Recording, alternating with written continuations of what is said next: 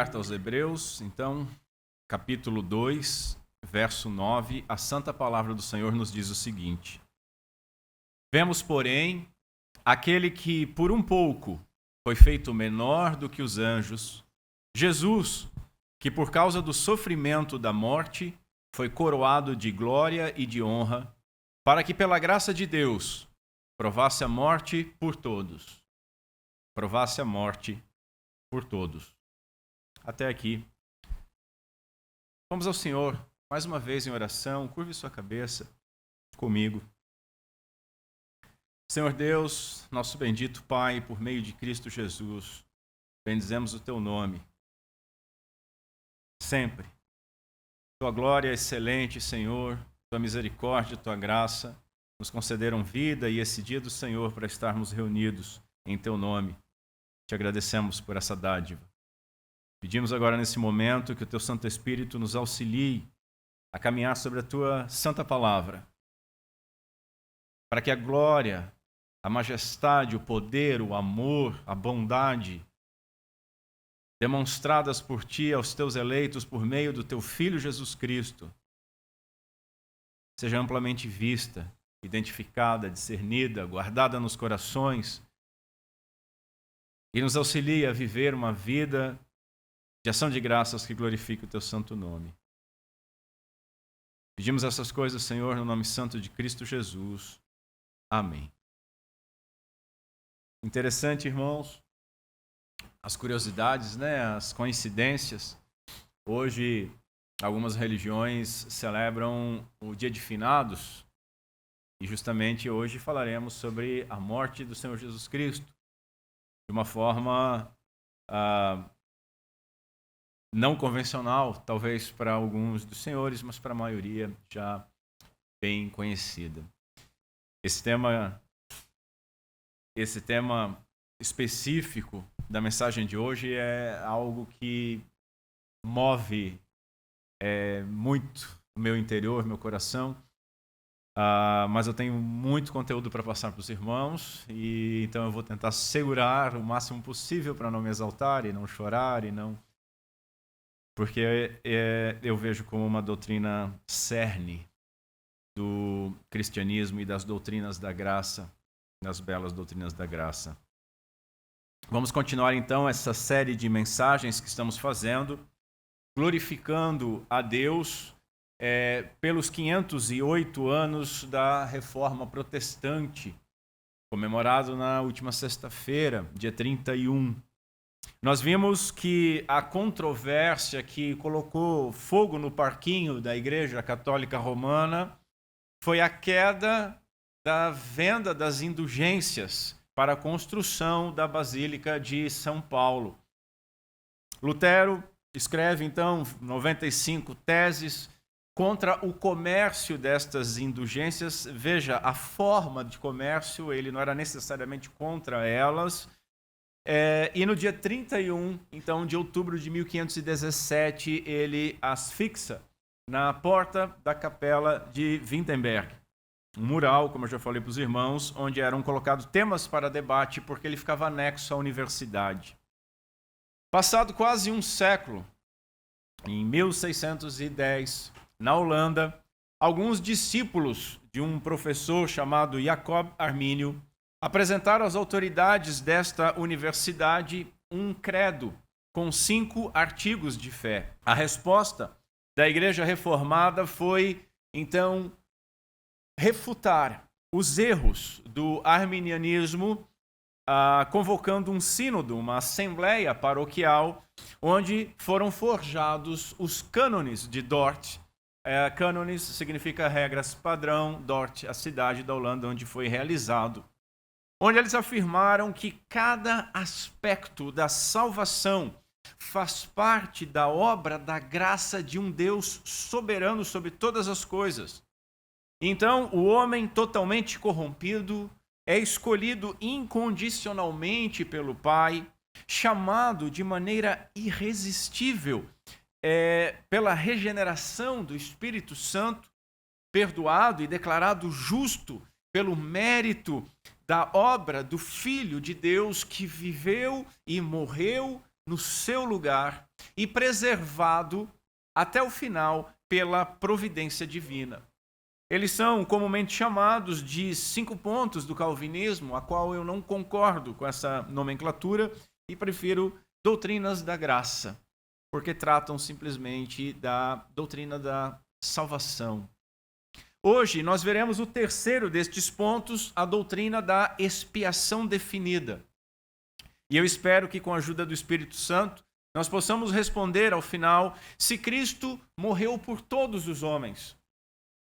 Definiremos a expiação limitada, veremos por que ela é definida, veremos também a doutrina arminiana e como esta doutrina de fato limita a expiação.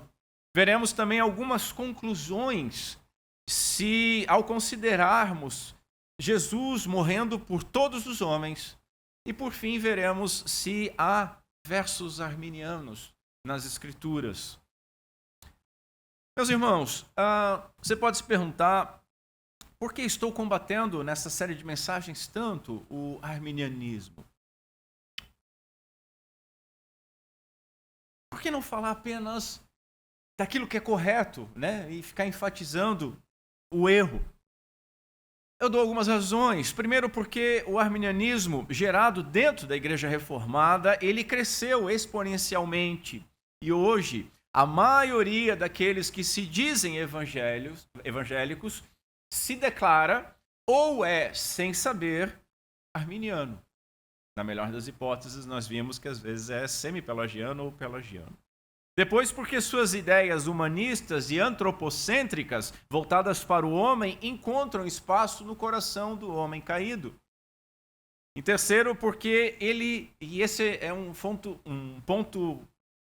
muito importante, porque ele é um retorno ao catolicismo romano naquilo que diz respeito à doutrina da salvação, aproximando-se muito do semi-pelagianismo, de tal maneira que torna-se incoerente quando nós vemos algumas igrejas comemorando a reforma protestante e defendendo exatamente aquilo que foi o motivo do protesto que causou a reforma.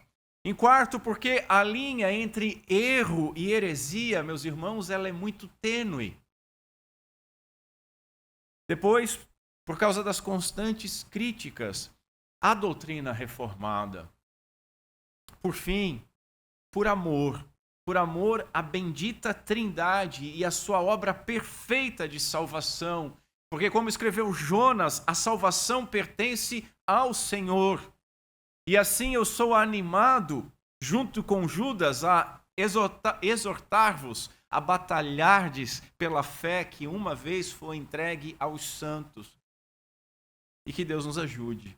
Veja, os artigos de fé da remonstrância, o documento do arminianismo, eles foram um ataque à fé reformada. Não foram uma crítica ou uma tentativa de aperfeiçoar a reforma. Sobre a doutrina que nós veremos nesta manhã, nós somos criticados da seguinte maneira: o Deus dos reformados, ele não é amoroso. Eu quero lembrar aos irmãos que salvação, ela é por graça, não é por doutrina. E quando eu digo isso, eu não estou passando pano também para o arminianismo. Mas veja, há uma diferença entre erro e heresia, há uma diferença entre estudar e defender algo e entre apenas ouvir e crer em alguma doutrina como sendo verdadeira, sem nunca questionar de fato se ela é ou não bíblica. Portanto, eu considero o arminianismo uma heresia, mas não creio que todo arminiano seja culpado de heresia. E a diferença disso é muito grande. Veja, irmãos, longe de mim condenar alguém, porque heresia é uma condenação. Longe de mim condenar alguém. O que condena os homens não é nem o decreto divino, mas o próprio pecado da incredulidade. Mas, se entendermos essas doutrinas, nós não poderemos aceitar o arminianismo como válido. E eu espero que isso fique provado hoje para os irmãos. Então vamos ver em primeiro lugar Cristo morreu por todos os homens? A pergunta que nós devemos nos fazer, e muitos apressadamente responderiam: sim, claro, evidente, morreu por todos. Morreu por todo mundo. Mas será mesmo que Jesus morreu por todos e cada um dos homens? Num livro chamado O que é Teologia Arminiana, o autor diz assim: entre os calvinistas, todos refere-se a todos os tipos de pessoas, de todas as línguas, tribos e nações em todos os tempos. Mas não todas as pessoas dessas tribos, línguas e nações, pois algumas dessas pessoas foram ignoradas por Deus. O discurso calvinista de que Jesus morreu por todos pode enganar e até mesmo confundir muitas pessoas. Mas uma vez que este conceito é entendido, as pessoas passam a entender que o todos calvinista é, na verdade, alguns. O que me assusta é esse autor escrever isso como se ele estivesse revelando algo que nós escondêssemos debaixo do tapete, envergonhados, como se nós dissimulássemos, não afirmando exatamente isso. Jesus não morreu por todo e cada homem. Então eles fazem um espantalho, que é uma forma mais fácil de você refutar, como se alguns significasse apenas uma meia dúzia de pessoas que se acham eleitas, obviamente, e que são orgulhosas desta eleição, e como se Deus escolher a quem ele vai demonstrar misericórdia o tornasse injusto e não amoroso, como se Deus estivesse devendo misericórdia a toda a humanidade e uma escolha dele fosse injusta.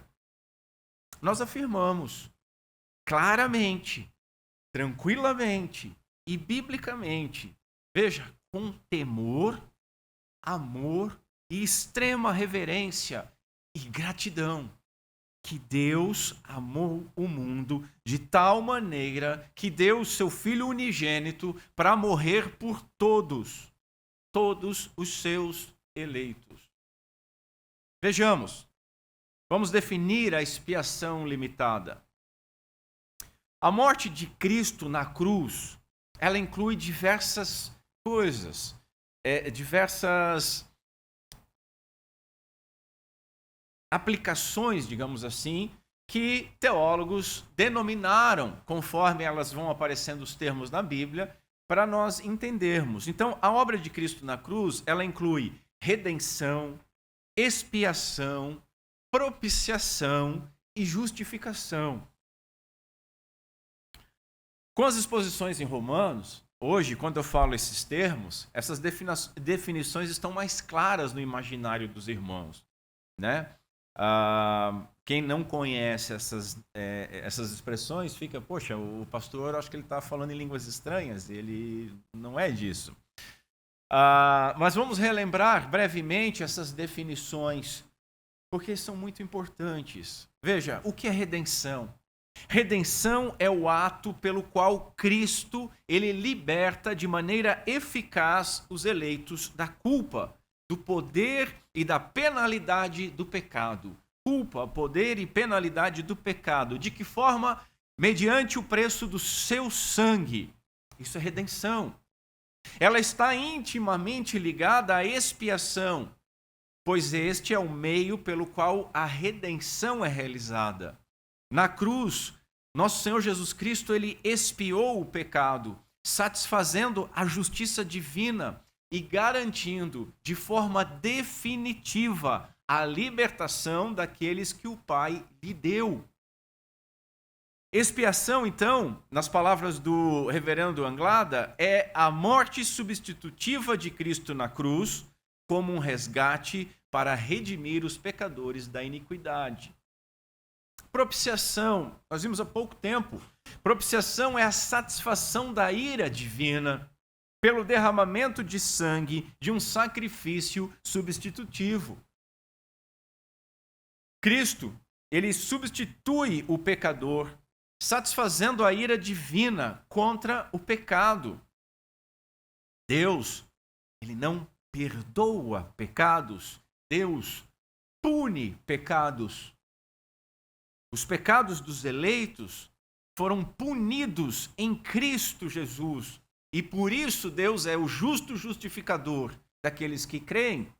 Porque a própria palavra de Deus diz que Deus abomina aquele que justifica o ímpio. Ele puniu esses pecados. Os pecados dos demais, por outro lado, permanecem sobre eles, sendo a justa condenação eterna o pagamento deles por esses pecados. A ira divina, ela foi desviada do pecador e recaiu totalmente sobre Cristo. Justificação, então, é a declaração divina de que o pecador penitente, ele é justo. Por que ele é justo? Pela imputação da justiça obtida por Cristo a ele como sendo dele. Nós vimos que é uma declaração de um juiz, é uma declaração forense, instantânea e irreversível. Vimos também que não transforma o homem em justo, mas o declara justo com base e mediante a obra de Cristo. Declarado justo. Os nossos pecados, eles foram atribuídos a Cristo e a sua justiça foi atribuída a nós. Portanto, a expiação é a obra que Deus fez através do sacrifício de Cristo em nosso favor, lidando de maneira objetiva com o nosso pecado. Redenção é o resultado desta obra, libertando os eleitos da escravidão do pecado. Propiciação é a satisfação da ira divina, sendo esta a base da justificação. E a justificação sendo o fruto e a aplicação da expiação, sendo aplicado aos eleitos pela fé. Ela concede, ela imputa gratuitamente os méritos de Cristo à pessoa. Estão compreendendo a forma como essas doutrinas são interligadas e como elas falam de algo que foi feito objetivamente, irreversivelmente, plenamente? Nós precisamos responder o seguinte, irmãos. Cristo, ele carregou ou não carregou os nossos pecados? Ele nos libertou ou não libertou do pecado? Ele pagou ou não pagou a nossa dívida? Ele satisfez ou não a justiça da lei de Deus? Porque o que está em jogo entre a posição arminiana e a posição reformada é se Jesus, ele tornou a salvação possível ou se ele salvou de fato.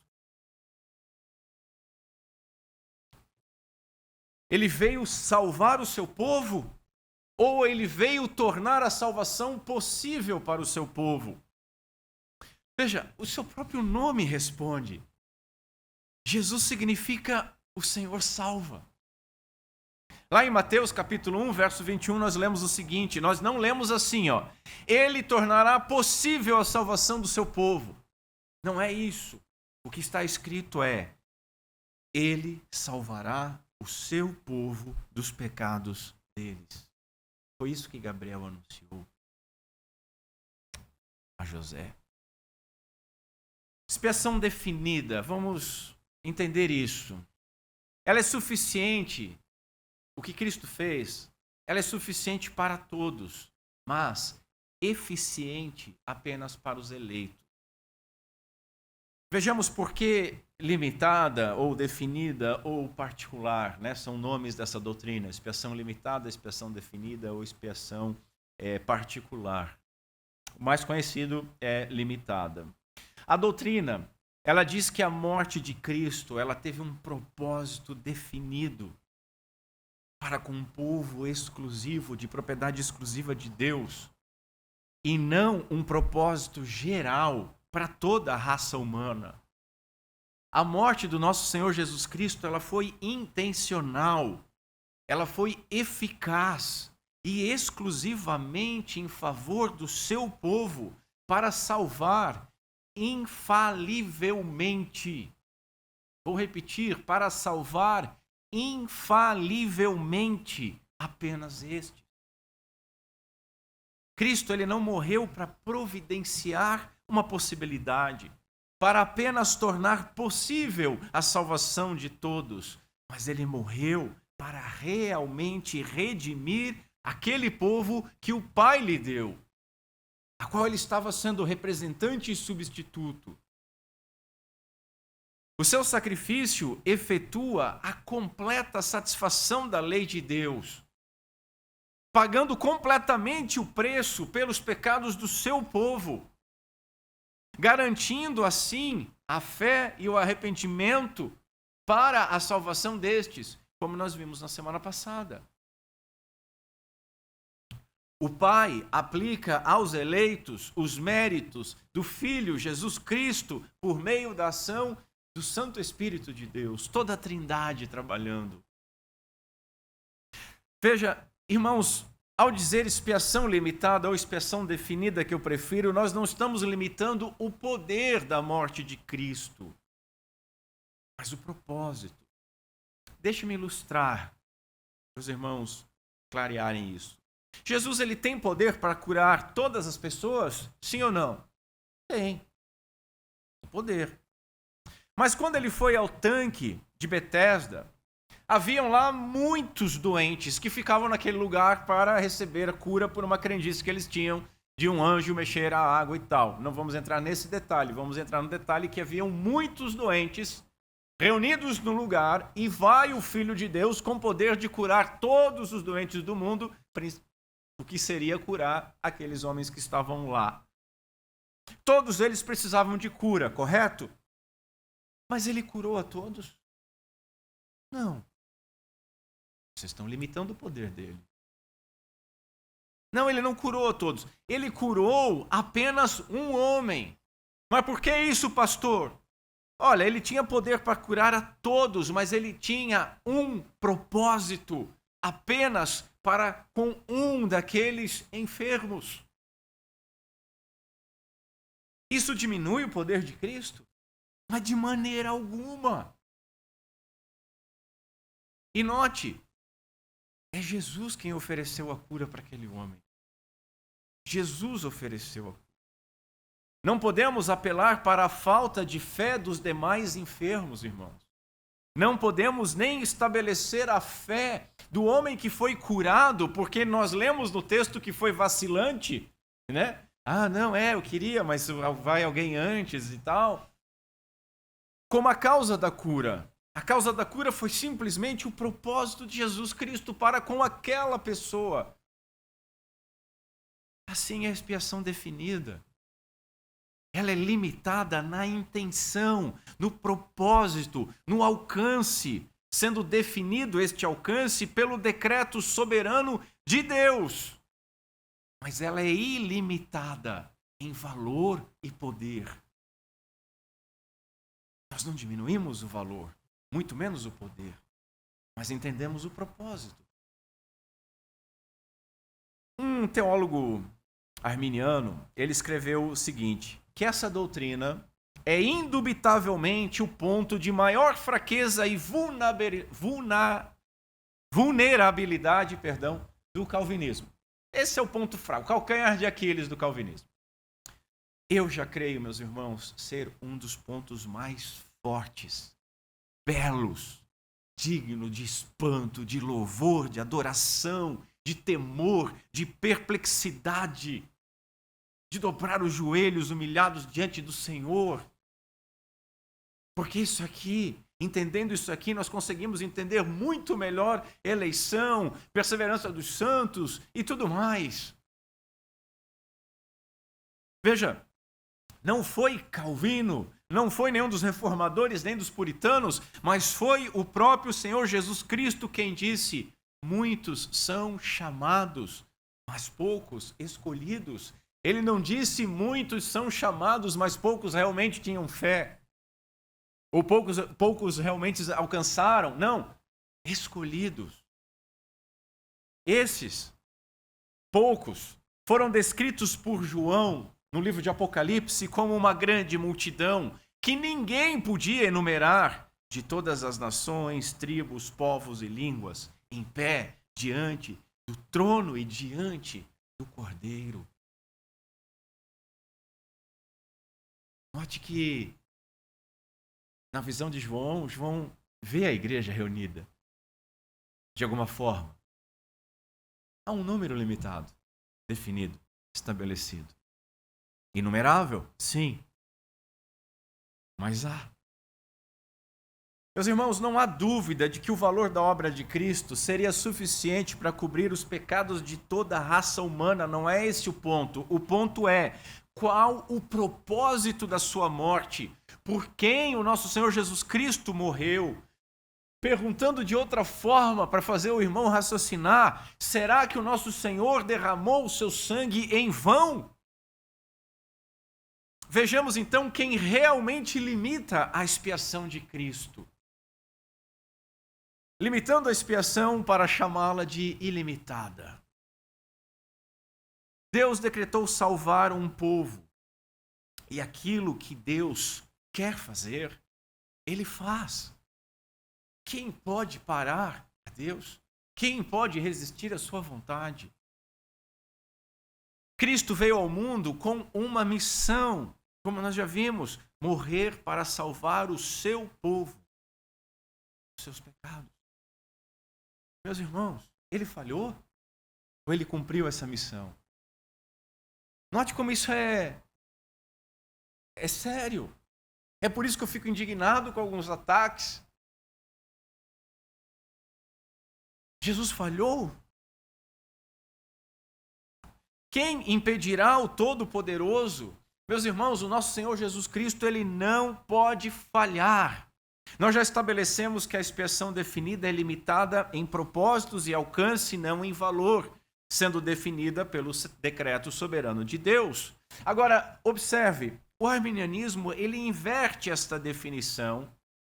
Para eles, a expiação ela é ilimitada em intenção, ou seja, Cristo morreu por todos os homens sem exceção, tornando assim a salvação possível a todos, mas efetiva apenas para aqueles que voluntariamente creem. Ou seja, ela é limitada em valor. Estão limitando o valor dela. A morte de Cristo é entendida como um ato de amor universal, que remove o impedimento legal para que qualquer pessoa possa ser salva, desde que responda livremente com fé. Fé esta que é possibilitada pelo que eles chamam de graça preveniente, que é dada a todos indistintamente. Meu Deus, está difícil hoje. Todos indistintamente. Assim, meus irmãos, a cruz, na visão arminiana, ela não garante a salvação de ninguém em particular, mas abre uma porta para todos. E são as pessoas quem vai determinar o resultado final da obra de Cristo, aceitando ou rejeitando a oferta. Falei graça preveniente. O que é isso? Segundo o arminianismo, é a ação inicial da graça divina que capacita o pecador a responder ao Evangelho, restaurando nele a sua vontade para escolher crer ou resistir ao Evangelho. Irmãos, eu já ouvi pastores dizendo o seguinte, que a salvação, Cristo morreu por todos os homens. E é um pecado desperdiçar o sangue de Cristo. Aí eu já fico armado porque vai vir bronca. E ele morreu por todos. E é como se ele tivesse dado um cheque em branco para os homens, para a humanidade. Daqui a pouco esse exemplo não vai dar mais certo porque ninguém mais sabe usar um cheque. Os mais velhos ainda lembram como é que é. Aprendi até na escola. Um cheque em branco. Eles até romantizam isso, né? É um cheque em branco assinado com o sangue de Cristo. para todo mundo, e você se emociona com aquilo, aquilo parece bonito, mas você tem que ver o que está por trás disso. Mas esse cheque, ele só vai ter valor para quem for lá e colocar o nome nele, e tornar esse cheque nominal. Então, quando você ouve o evangelho, você recebe esse cheque por meio dessa tal graça preveniente. Você recebe esse cheque e você pode assinar ele ou não. Você pode ir ao banco celestial descontá-lo ou não. Você pode não querer. E então, usando o seu livre-arbítrio, você não toma posse dos méritos que Cristo havia conquistado para você. Mas você diz, não, deixa para lá, não quero. Nós poderíamos então rasgar aquele cheque assinado com o sangue do Senhor. Mas eu posso rasgar, eu posso não descontar, eu posso dobrar e botar no bolso e esquecer. Eu posso rejeitar. E assim, meus irmãos, eu falo isso com extremo temor. Cristo teria sangrado em vão por nós. Essa é a consequência deste pensamento. O Filho de Deus morreria em vão por alguém. Quem que está limitando Deus? Vamos ver algumas conclusões. Se nós considerarmos que Jesus morreu por todos e cada homem. Porque ideias têm consequência. Então nós temos que analisar a consequência desta ideia para ver se ela se sustenta. A primeira conclusão é que todos deveriam ser salvos. Se Cristo morreu por todos, se Cristo na cruz gritou, está consumado, se Cristo não pode falhar, todos teriam que ser salvos. Isso acontece? Não, sabemos que não. Tem uma meia dúzia que acredita numa história chamada universalismo, que no final todos vão ser salvos. Tem alguns que dizem que até o diabo vai ser salvo. Tem louco para tudo. Enfim. Mas universalismo não é cristianismo. Ninguém falou mais de inferno do que o nosso Senhor Jesus Cristo. A segunda conclusão é derivada dessa. É que Deus seria injusto. Veja, Jesus pagou a dívida de todos, ele morreu por todos, mas Deus cobrará essa dívida pela segunda vez naqueles que não creram. Não é estranho isso? Mas não é isso que é dito. Não, Jesus morreu por você. É até dito quando vai, ao invés de dizer que a pessoa humana tem dignidade porque ela foi feita à imagem de Deus, ela é imago Dei. E ainda que tenha bagunçado na queda, continua sendo imago Dei. E a vida pertence a Deus, toda ela, do ímpio e do crente. Então, o ser humano tem essa dignidade. Mas nesse meio, a dignidade é romantizada e é dito, é uma pessoa que Jesus morreu por ela. Cabra, para, eu não sei se morreu ou não fala assim. Eu não vi o caderno dos decretos para dizer que Jesus morreu por aquela pessoa.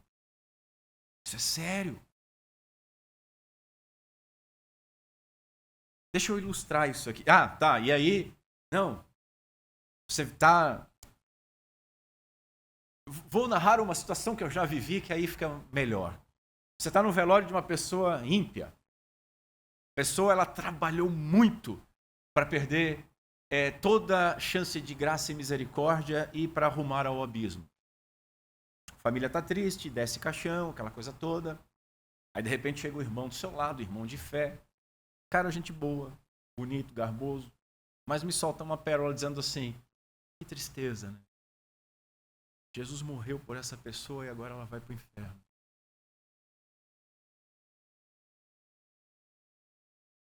Eu louco para pular no caixão junto com a pessoa para ver se eu fujo dali dessa situação, para não falar nada.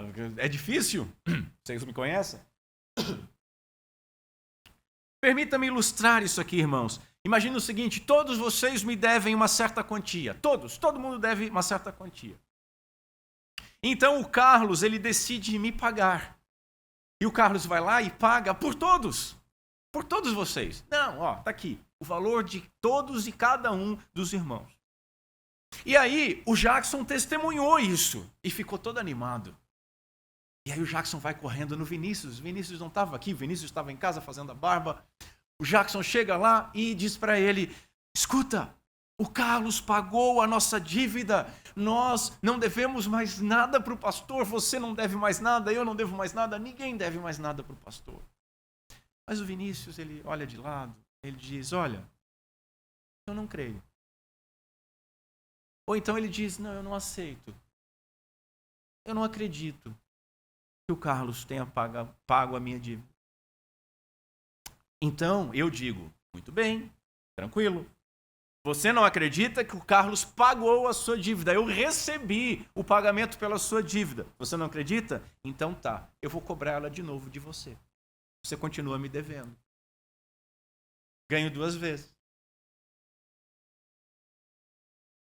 Irmãos, notem como é ridículo isso. É absurdo pensar isso.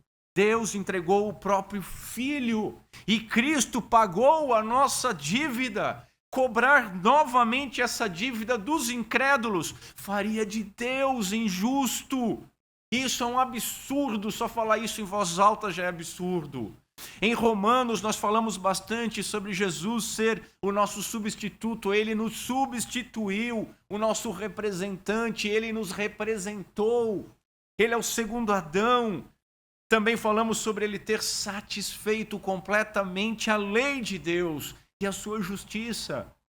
Deus é justo. Como nós cantamos agora há pouco, o justo Deus não pode exigir-nos o pagamento 2 vezes já, cobrando da tua mão ensanguentada e exigindo outra vez de nós. Se considerarmos que Jesus morreu por todos e cada um, uma terceira conclusão é que a salvação seria possibilitada a todos. Possibilitada a todos. Isso parece bonito. É possível que todos sejam salvos. Mas isso é extremamente limitador. Haveria uma possibilidade. Haveria apenas uma oportunidade de salvação. Será que isso é o Evangelho, irmão? Será que esse é o poder de Deus?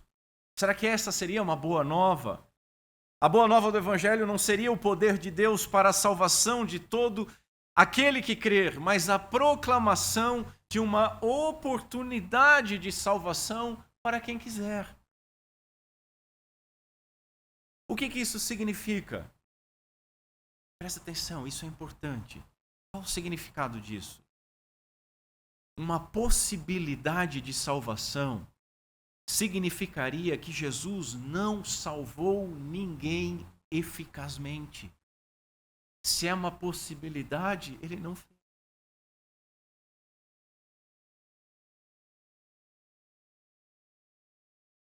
É uma possibilidade que as pessoas poderiam aproveitar ou não.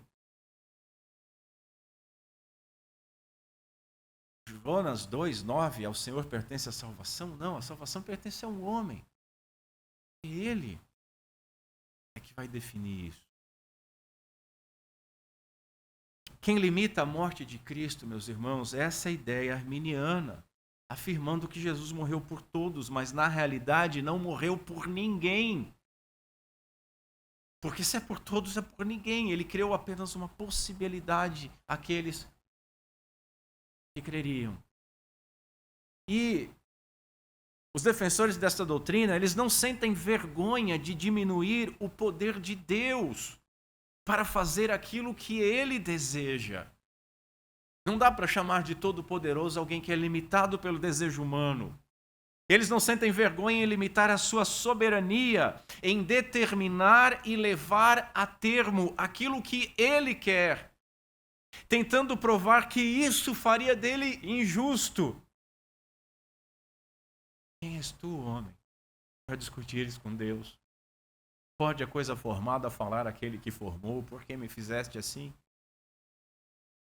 Deus faz vasos para honra e para desonra, do mesmo material, do mesmo barro, derramando misericórdia sobre quem ele quer, não importa quem corre ou quem deseja, mas em Deus derramar. Eu ouvi uma vez um debate entre um reformado e um arminiano, e o reformado, num determinado momento, disse assim: olha, você está diminuindo um atributo de Deus, irmão. arminiano estufou o peito e disse: eu não tenho problema nenhum em diminuir os atributos da justiça e da soberania de Deus para enaltecer o seu amor por todos.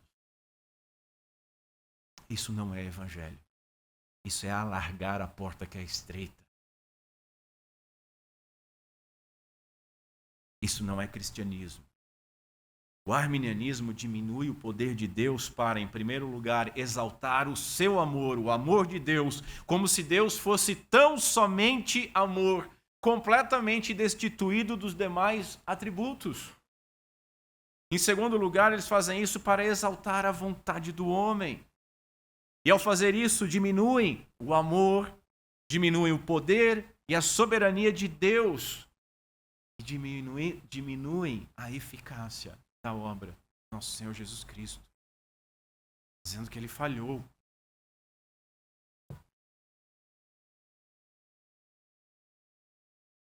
O autor da obra O que é Teologia Arminiana, ele completa dizendo assim: ainda nos cabe dizer que o fato de Deus amar e desejar que todas as pessoas se salvem não quer dizer que todas as pessoas serão salvas.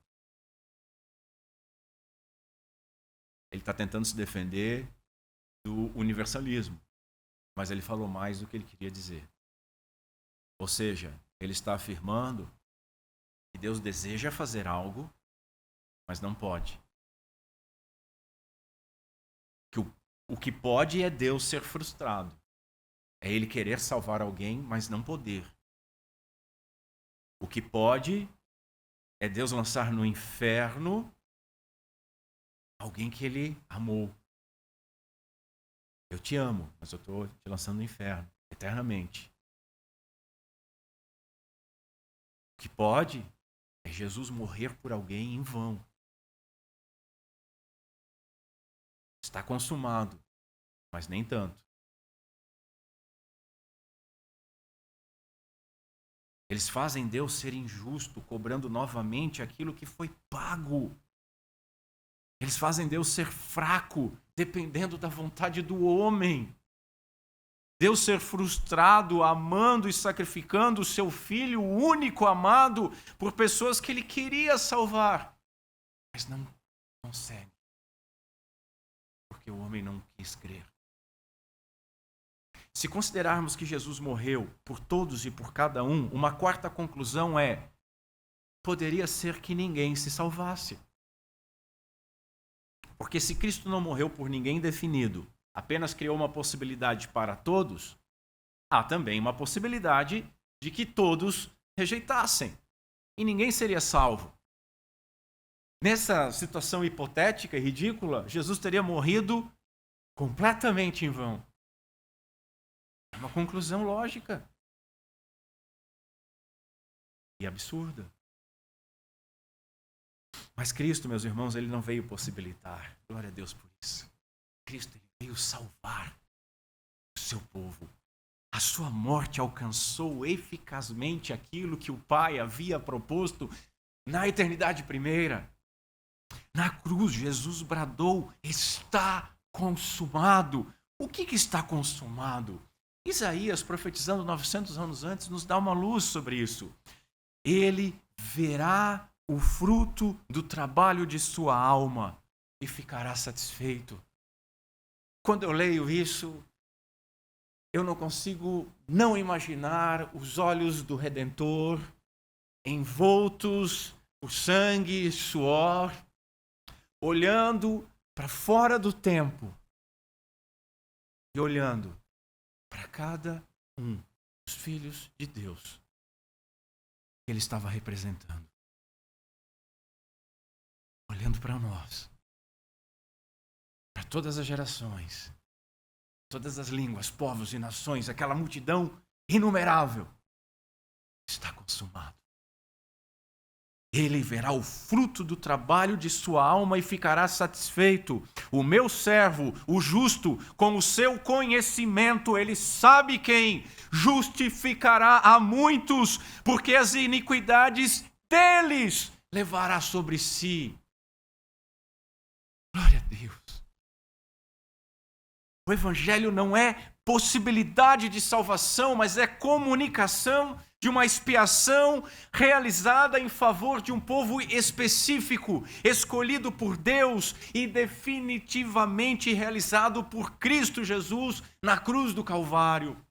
A nova aliança, meus irmãos, é o cumprimento da promessa de Deus de salvar o seu povo imerecidamente por meio do seu Filho unigênito.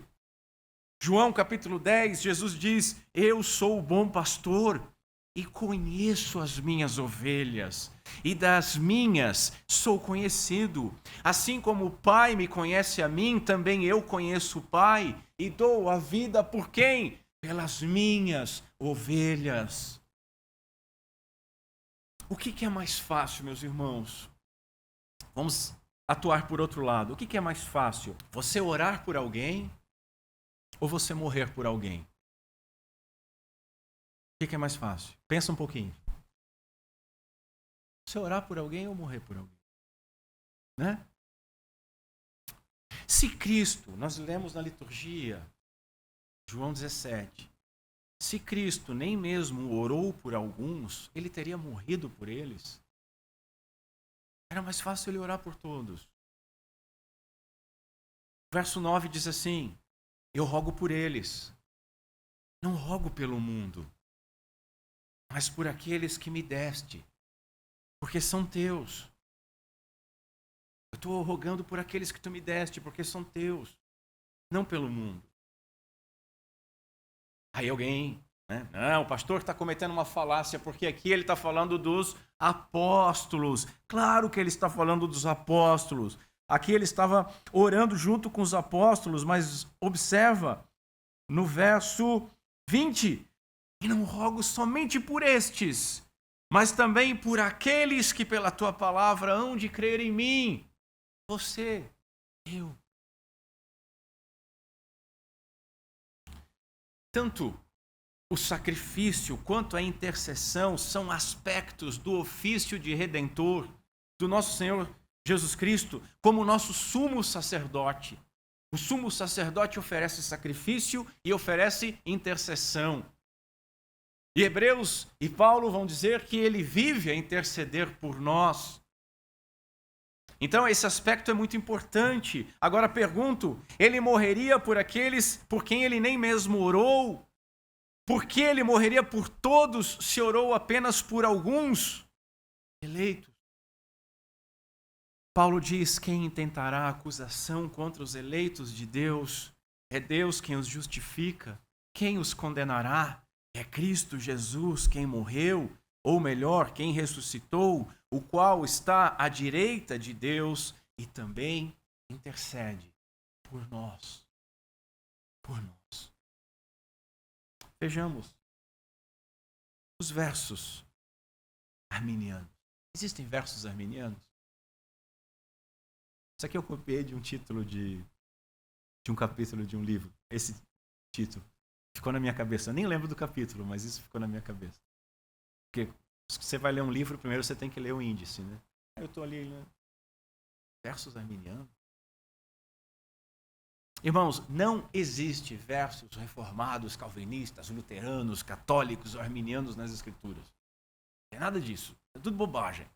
O que existe é a palavra de Deus revelada, de onde nós extraímos ou boa ou má doutrina e teologia.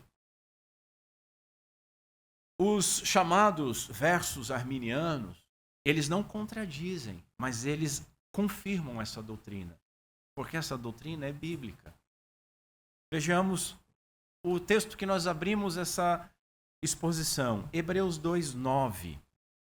Hebreus 2:9 diz assim: vemos, porém, coroado de glória e de honra aquele Jesus que fora feito um pouco menor que os anjos, por causa da paixão da morte, para que pela graça de Deus provasse a morte por todos.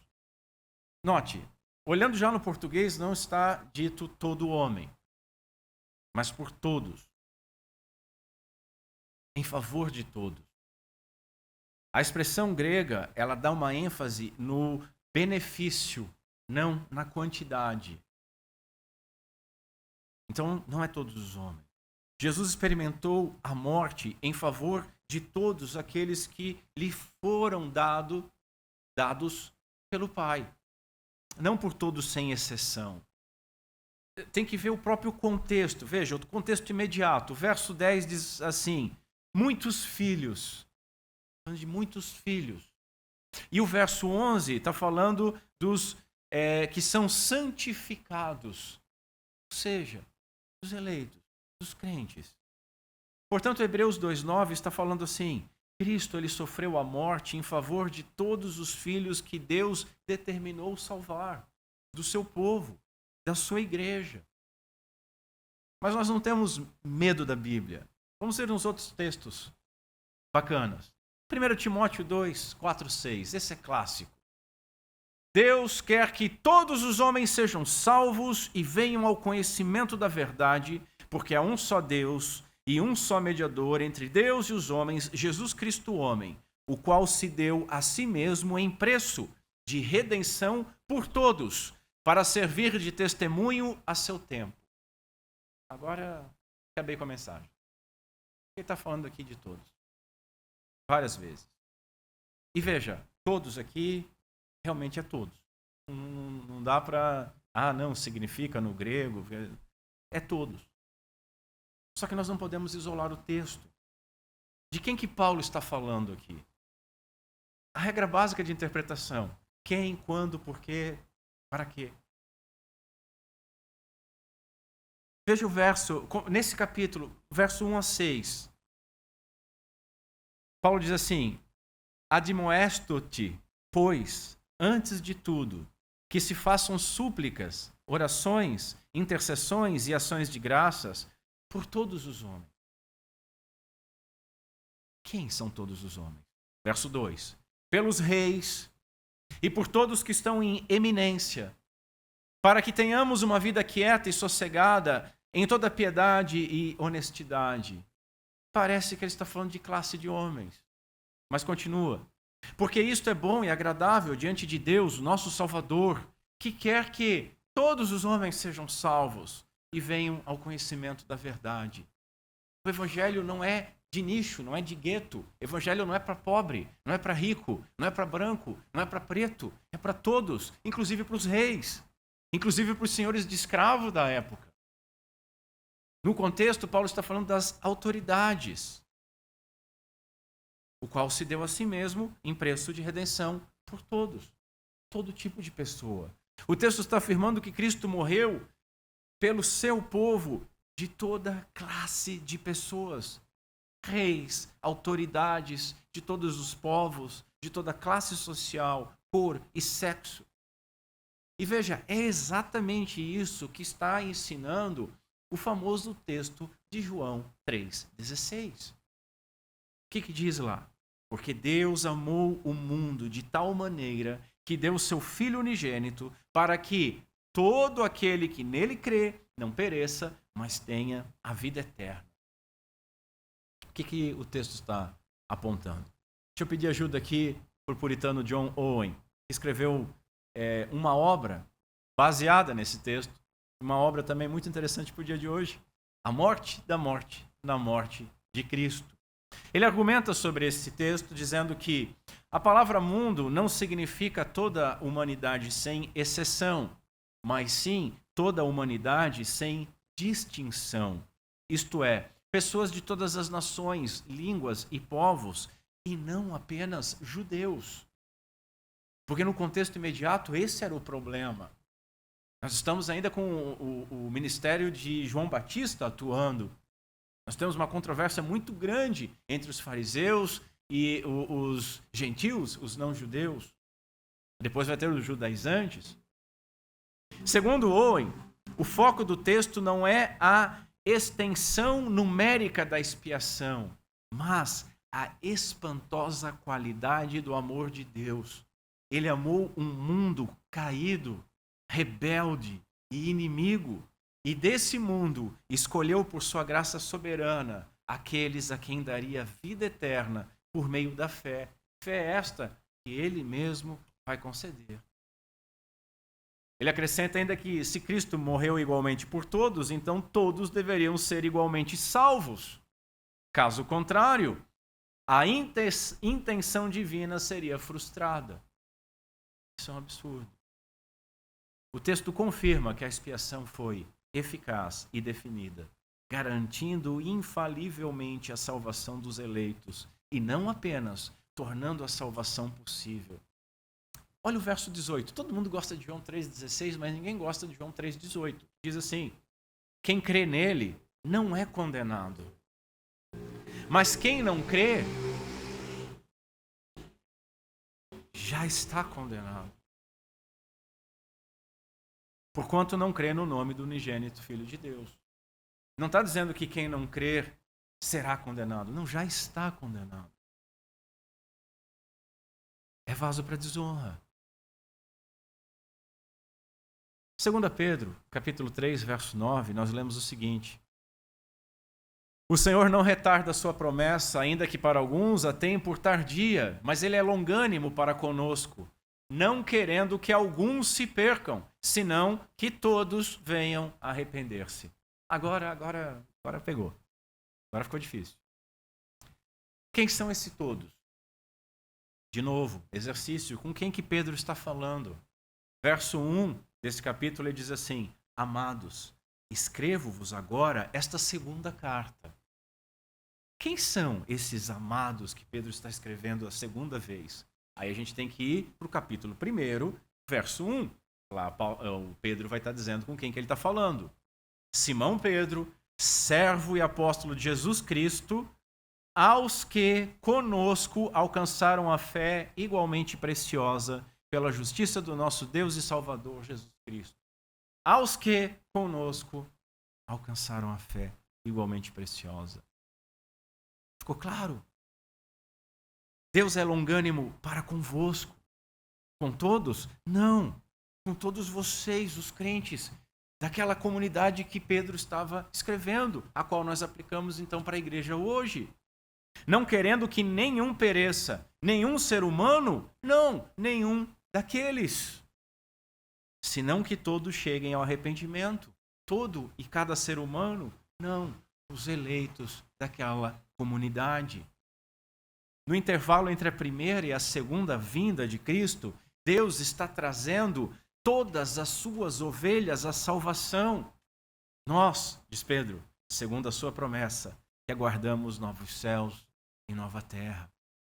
Então, ao invés de provar que Deus deseja que todo ser humano seja salvo, o texto prova que Deus salvará efetivamente todos os seus eleitos, pelos quais Cristo morreu.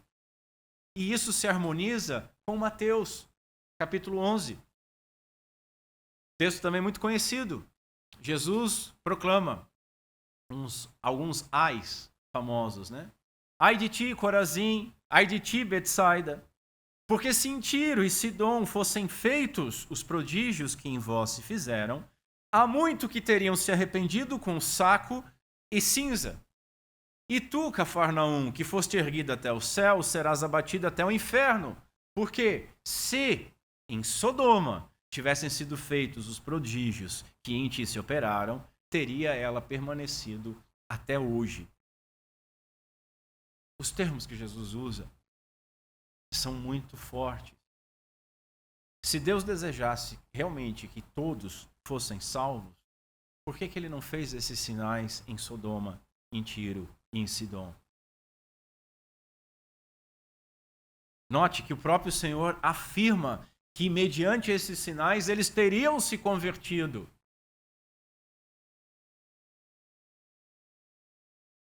Das duas, uma. Ou Deus é injusto, ou Deus tem um propósito com a morte de Cristo. Só uma dessas opções são bíblicas. Portanto, meus irmãos, Deus oferece uma expiação definida, completa, real, que Ele soberanamente determinou e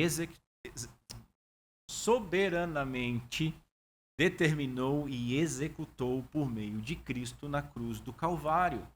Em favor de quem? Daqueles que Ele soberanamente amou, escolheu e vai salvar. A vontade divina não pode ser frustrada nem pela vontade, muito menos pela incredulidade humana, uma vez que a fé é dom de Deus. Deus não oferece uma possibilidade, o que ele oferece é a salvação. Então, nós podemos proclamar com certeza: recebam a Cristo, venham a ele para serem salvos. Todos os que ouvirem e vierem serão salvos. Todos os que ouvirem são os filhos de Deus, são as ovelhas perdidas, são os regenerados, são aqueles que têm ouvidos para ouvir porque foram regenerados, são os expiados definitivamente, são da noiva que Cristo escolheu. Maridos, diz Paulo, amai vossas esposas como também Cristo amou a igreja e a si mesmo se entregou por ela e por mais ninguém, não por todo e por cada homem. Quero fazer rápidas aplicações. Primeira, sejamos humildes. Nenhum de nós merecia absolutamente nada além de juízo.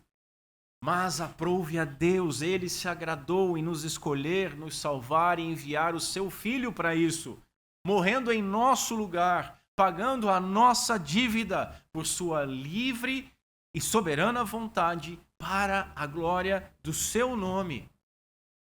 Que diremos então, diz Paulo? Que Deus é injusto?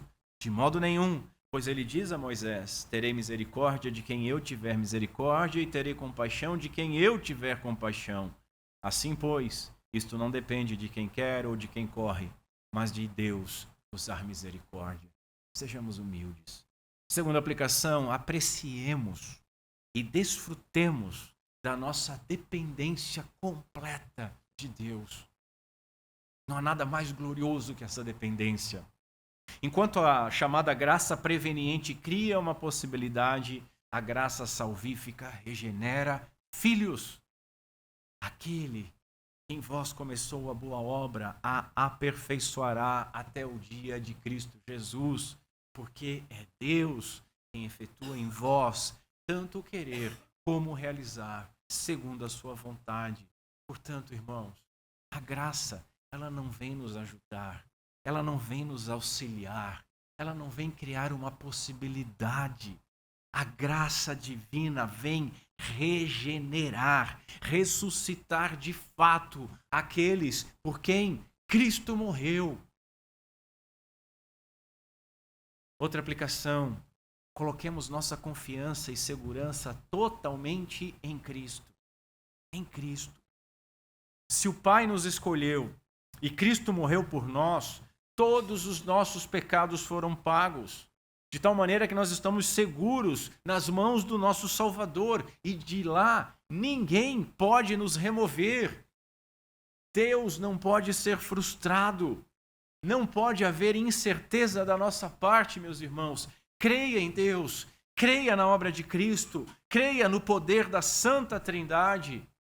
Veja, não há outra causa para a salvação de pecadores perdidos, senão o amor de Deus em Cristo. Essa é a única razão. Nós amamos porque Ele nos amou primeiro e enviou o seu Filho para morrer por nós. Quarta aplicação, louvemos com profunda gratidão. Nós precisamos louvar mais a Deus, sermos mais gratos. O Pai nos amou e escolheu primeiro. Ele sacrificou o seu Filho, nos justificou e adotou. Ele é digno de todo amor, de toda glória para todo sempre. O Filho veio salvar o seu povo, entregando-se por nós, carregando a minha e a sua maldição. Ele é digno de todo amor, de toda glória para todo sempre. E o Santo Espírito de Deus capacitou o Filho na sua obra e ele aplica a nós os méritos conquistados em nosso favor, concedendo-nos fé e arrependimento. O Espírito também é digno de todo amor, toda glória para todo sempre. Última aplicação, vivamos então como pecadores justificados. pecadores justificados. Como Lutero dizia, simultaneamente justo e pecador. Jesus morreu pelos seus eleitos. E se você crê nele, é sinal de que foi alvo da graça eletiva de Deus. E que Jesus foi, de fato, o seu representante, o seu substituto, pagando a sua dívida na cruz do Calvário. Portanto, morremos com Cristo. E se morremos com Ele ressuscitamos. De que maneira? Em novidade de vida. E assim, meus irmãos, não somos mais nós que vivemos, mas Cristo que vive em nós. Fomos eleitos, segundo Paulo em Efésios, para sermos santos e irrepreensíveis diante de Deus e para realizarmos boas obras, as quais foram predestinadas para que andássemos nelas. Portanto, meus irmãos, vivamos como pecadores que somos, mas pecadores justificados, pecadores expiados definitivamente. E Deus Pai seja misericordioso conosco, por Cristo Jesus. Amém.